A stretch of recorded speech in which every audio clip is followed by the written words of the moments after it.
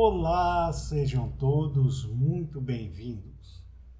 Eu sou o professor Guilherme Alves de Melo Franco, especialista em Direitos Material e Processual do Trabalho e Previdenciário pela Universidade Estácio de Sá do Rio de Janeiro, formado em Direito pela Faculdade de Direito da Universidade Federal de Juiz de Fora, Minas Gerais. Estou a desenvolver no meu canal do YouTube, Guilherme Alves de Melo Franco, Estudar Direito, um curso gratuito sobre os direitos material e processual do trabalho, que tem por objetivo o estudo da consolidação das leis do trabalho, artigo por artigo, e como livro base os meus comentários à reforma trabalhista, Lei 13.467, de 13 de julho de 2017, lançados pela editora Juruá de Curitiba, no Paraná, no ano de 2021.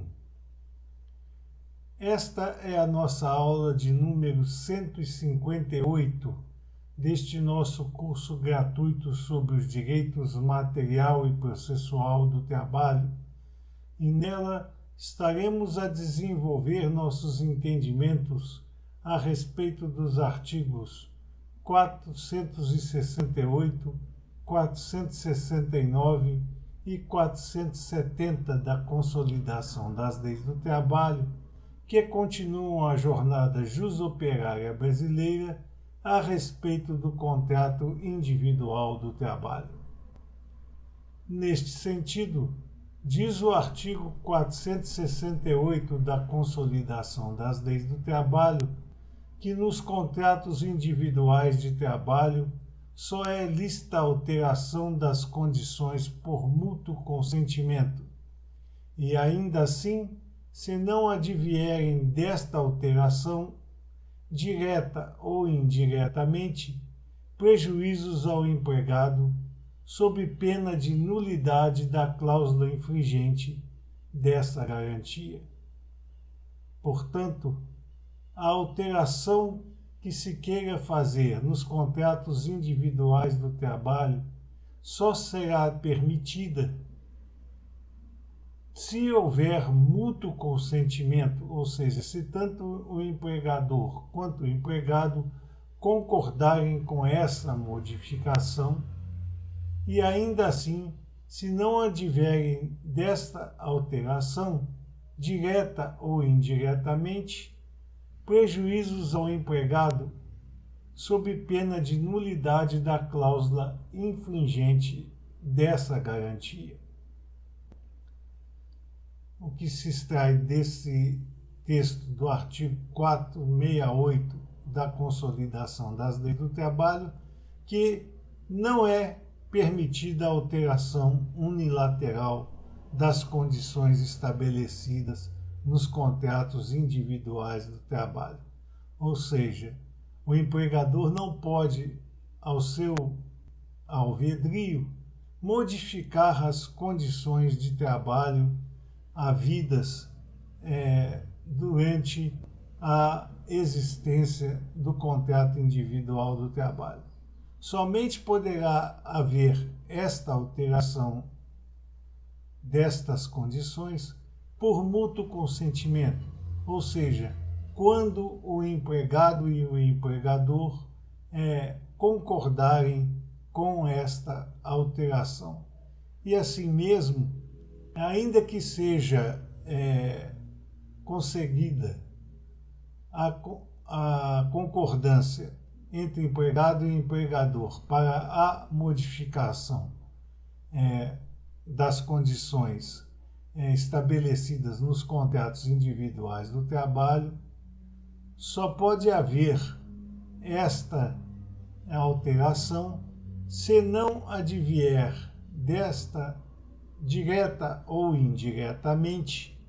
prejuízos ao empregado,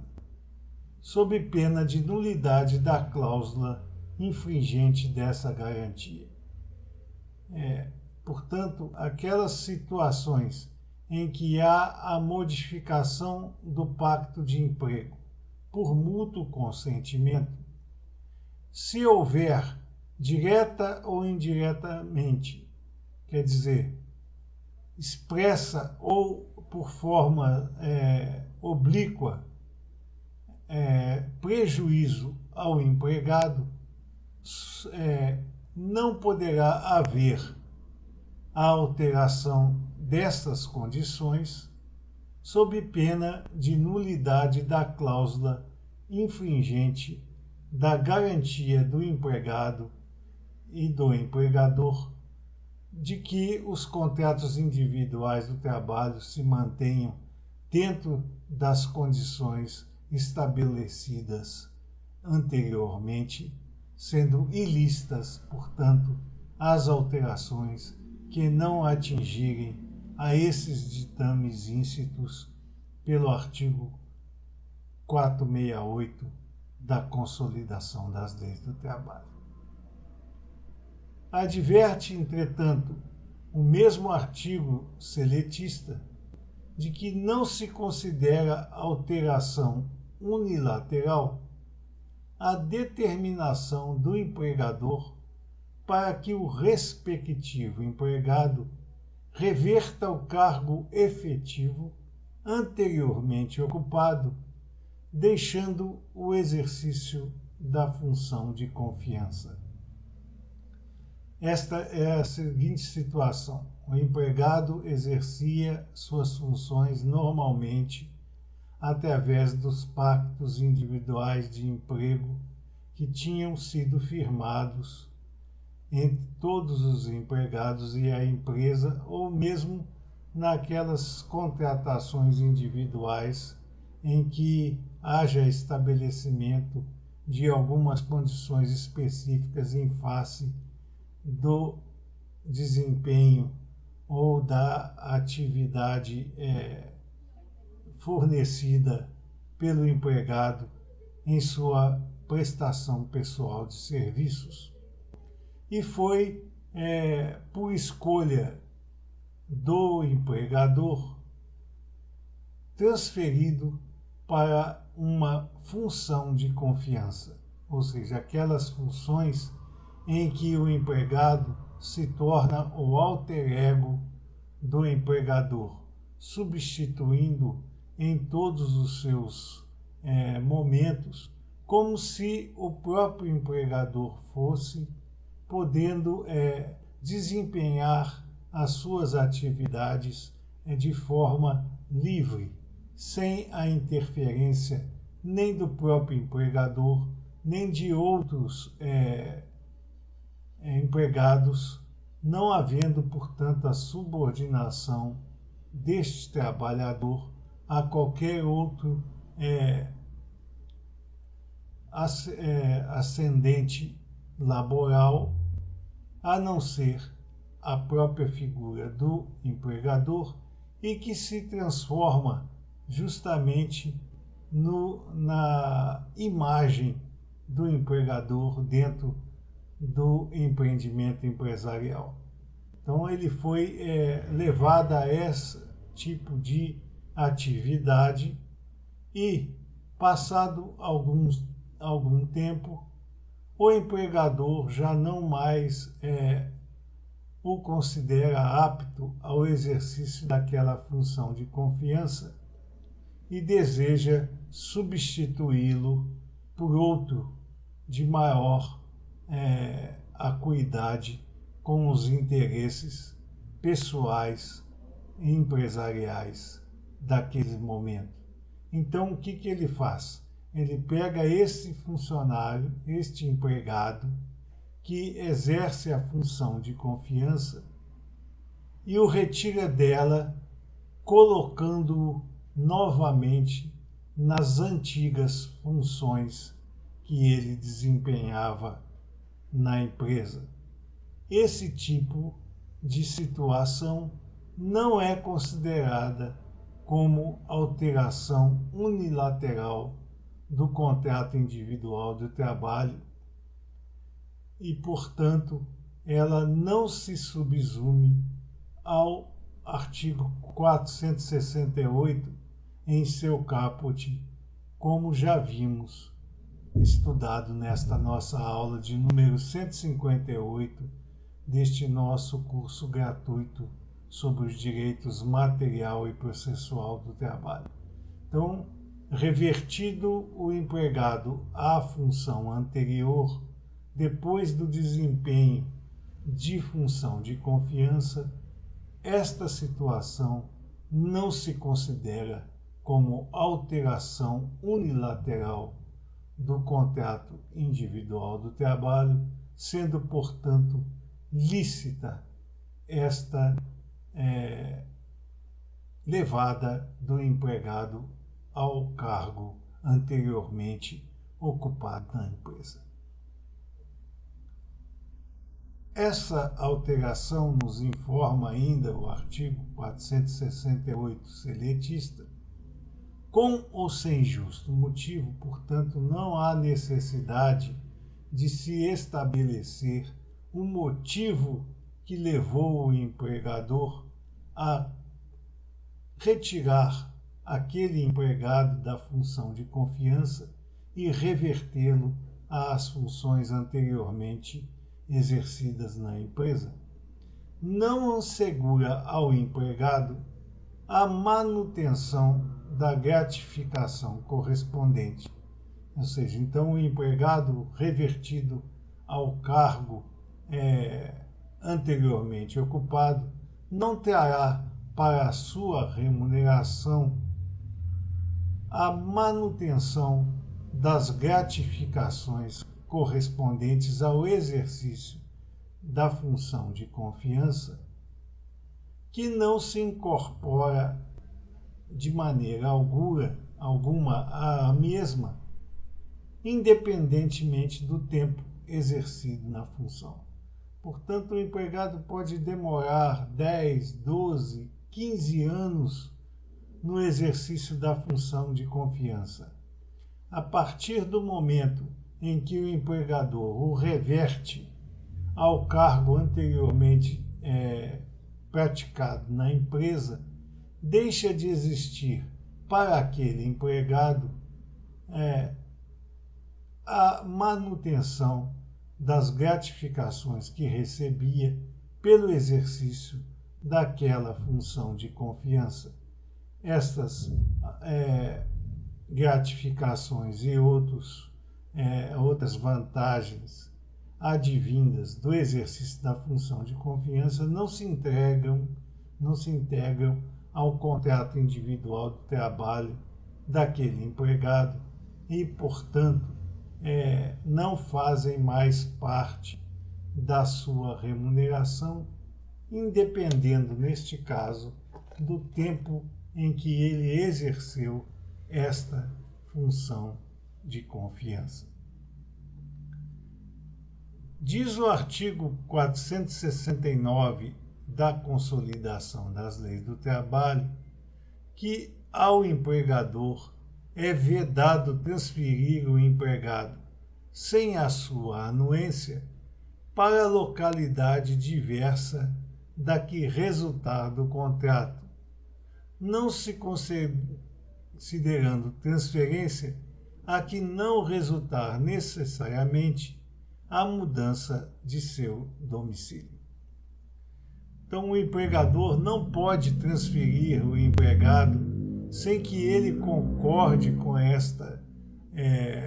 transferência para a localidade diversa da que resultou do contrato individual do trabalho.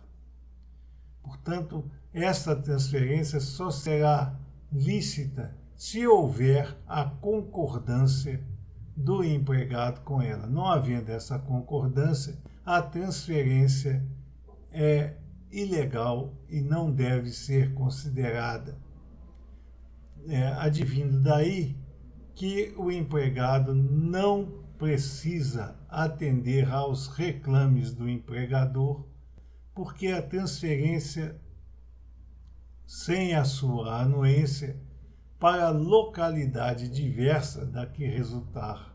do contrato não é considerada lícita e, portanto, é uma quebra contratual que pode motivar o empregado a não mais exercer a sua prestação pessoal de serviços àquele empregador.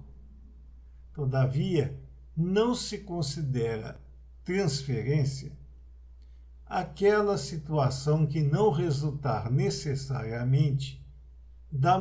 mudança de seu domicílio. Portanto, o empregador pode transferir o empregado sem a sua anuência para localidade diversa, para estabelecimento diverso do que resultou do contrato individual do trabalho, sem a sua anuência, se essa transferência não resultar necessariamente na mudança do domicílio daquele empregado. Tanto, por exemplo, são cidades muito próximas, com distâncias pequenas, que normalmente são também cumpridas dentro do próprio município, dentro do próprio local de trabalho, em relação à residência do empregado, implicando que o empregado não tenha que se mudar para aquela localidade diversa da que resultou do seu contrato individual do trabalho. Neste caso, o empregador pode transferir o empregado a seu simples alvedrio, sem a sua anuência, porque não se considerar transferência a que não resultar necessariamente a mudança do domicílio daquele empregado.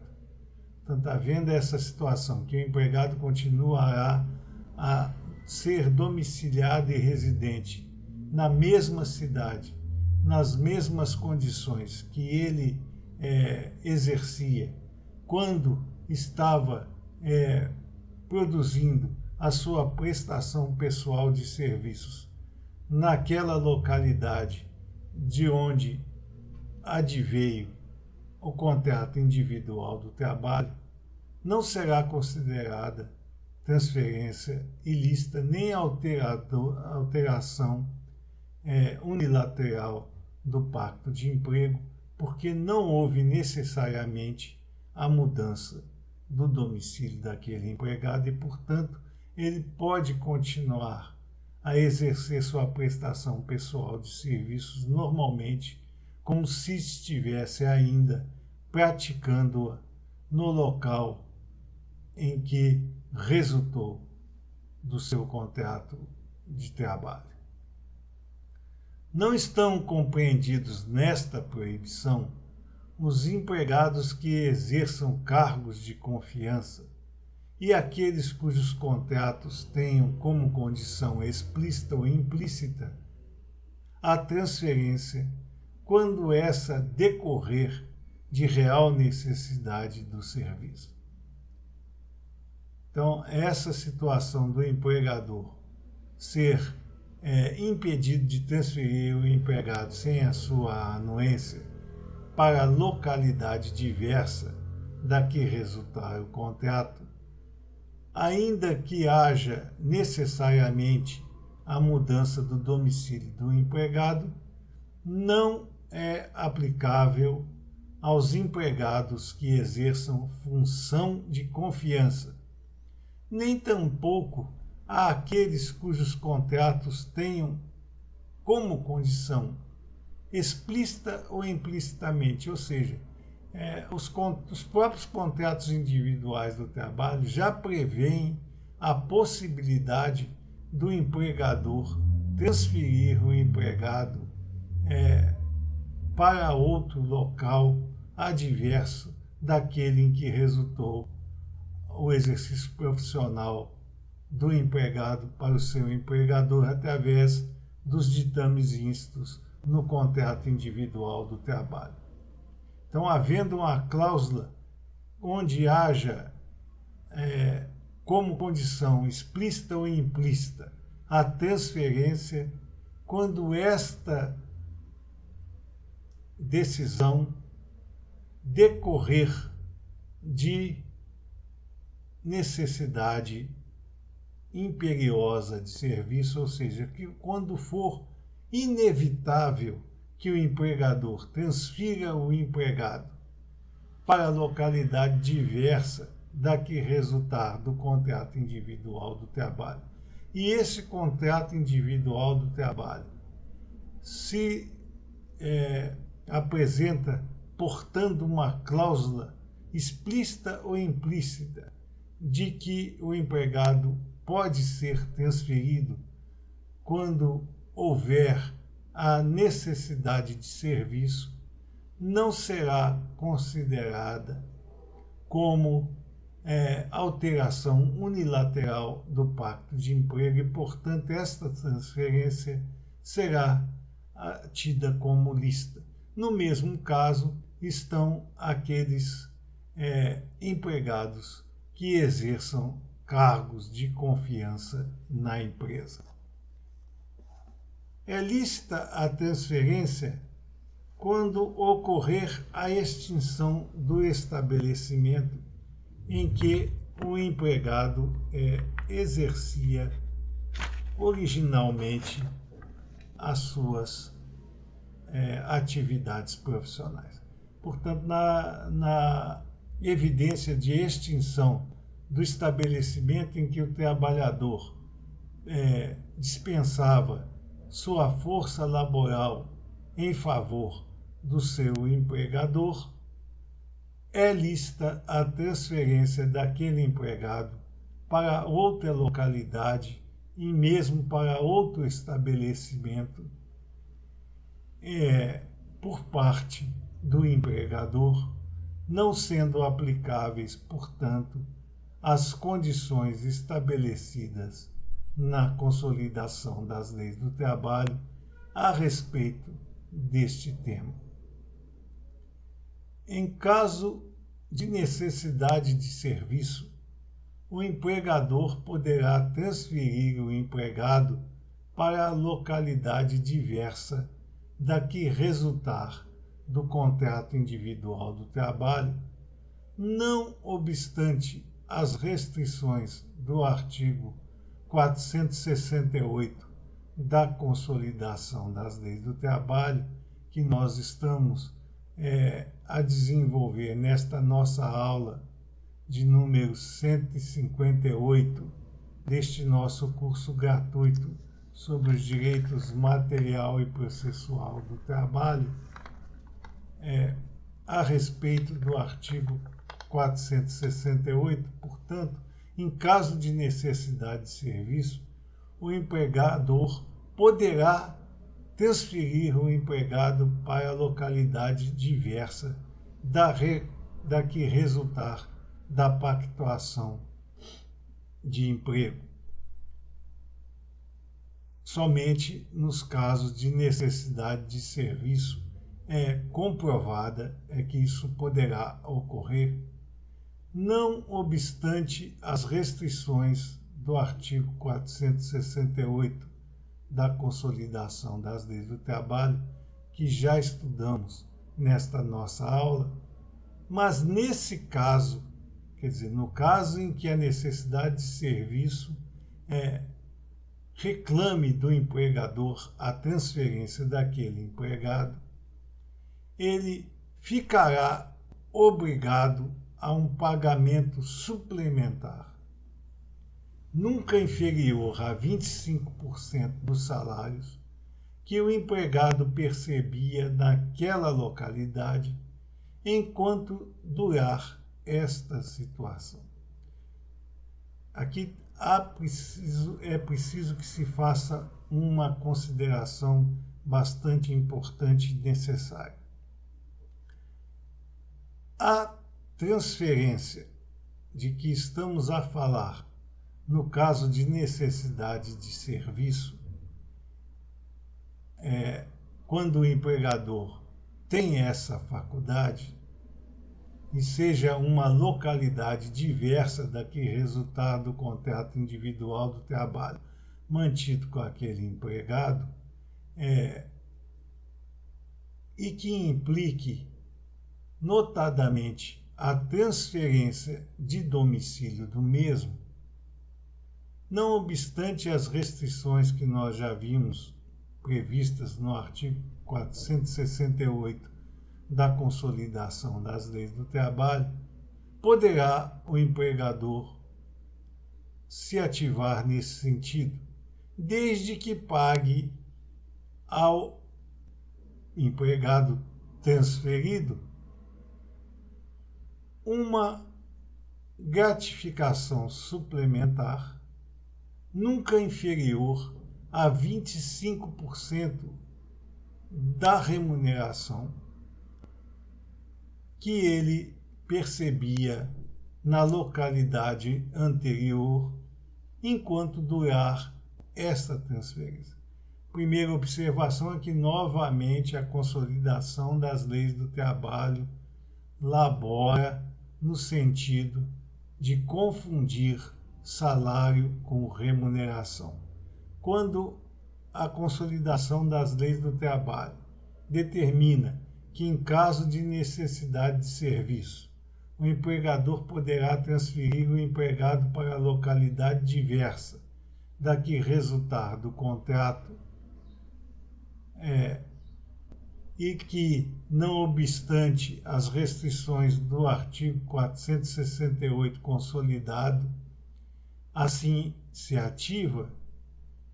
fica obrigado a um pagamento suplementar, nunca inferior a 25% da remuneração daquele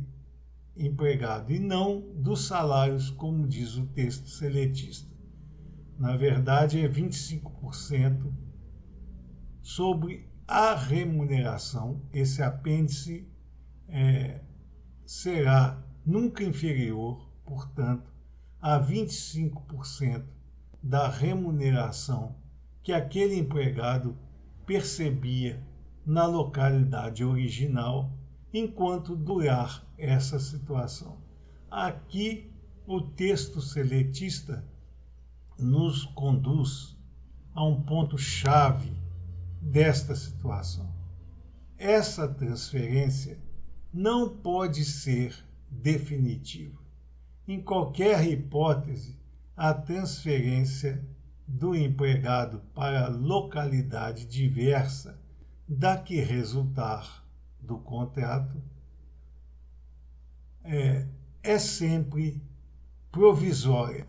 Se ela for uma transferência com caráter definitivo, ou seja, aquela que se estenderá ao longo de todo o contrato individual do trabalho a partir daquela transferência, ela não é considerada para os casos de necessidade do serviço, em que o empregador poderá transferir o empregado para a localidade diversa da que resultar do contrato.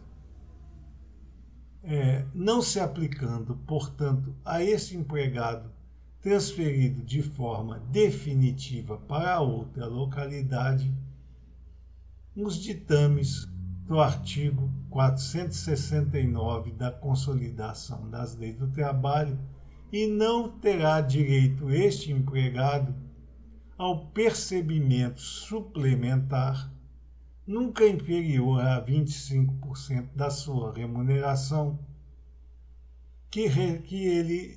percebia na localidade original, porque aquela transferência é definitiva e não provisória, que é justamente o que deflui deste texto do artigo 469 da Consolidação das Leis do Trabalho, ao informar que esta situação do pagamento suplementar remuneratório será devida somente enquanto durar a transferência. Portanto, em análise, ainda que perfunctória, deste texto seletista, entendemos que esta transferência, em caso de necessidade de serviço, pelo empregador do empregado tem que ter a característica essencial de ser provisória, para que o mesmo possa ter direito ao pagamento suplementar nunca inferior a 25% da sua remuneração que ele percebia na localidade original, enquanto durar esta situação.